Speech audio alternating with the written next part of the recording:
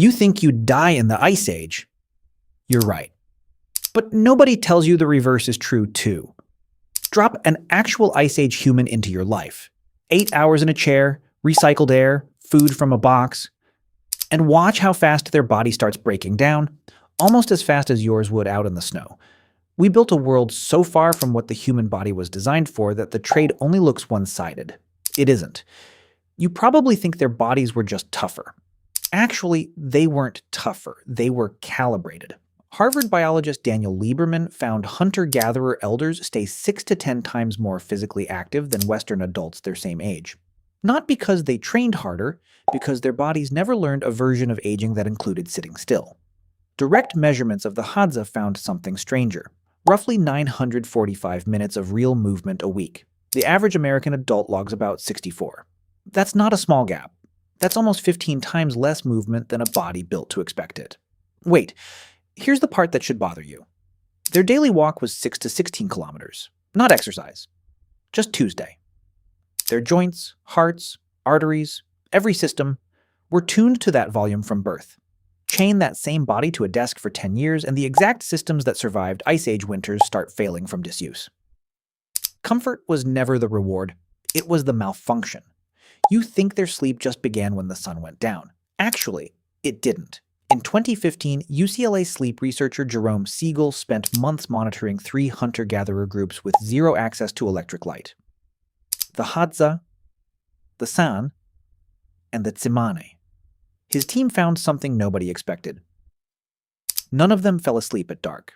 They stayed up for close to 3 more hours around the fire, then slept for 6 to 7 hours total. What triggered sleep wasn't darkness by itself. It was the drop in body temperature that only real darkness allows to happen. Now, here's the part that should unsettle you. That trigger still lives in you. It just can't fire anymore. Research out of Harvard's sleep lab found that ordinary room light before bed, not even a screen, just a lamp, suppresses melatonin release by roughly 90 minutes compared to dim light. Their bodies never had to fight a light bulb for the right to feel tired. Yours does it every single night, and loses. This is the part most documentaries skip.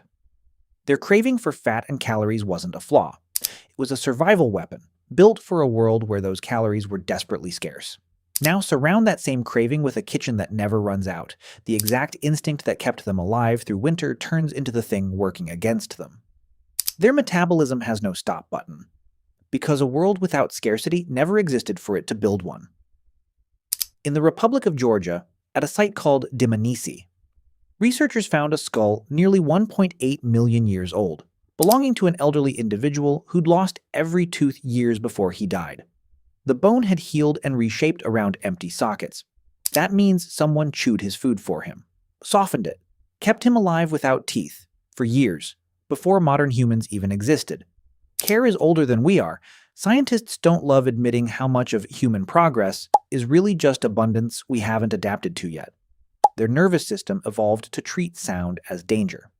A snapped twig, a distant growl, possible death.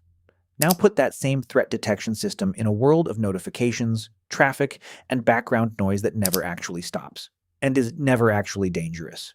It can't tell the difference. It just stays on. Their evenings were quiet by design. Firelight, a handful of voices, real silence between sentences. A modern evening of feeds and screens wouldn't relax them. It would be sensory overload their brain was never built to filter. Their silence was medicine. Ours is extinct. You think loneliness is just an emotion? Actually, your body treats it as a survival threat because, for most of human history, it was. In Shanidar Cave, Iraq, researchers found a skeleton, a man blind in one eye, missing a forearm, crippled with arthritis, unable to hunt or defend himself. He lived for years after his injuries.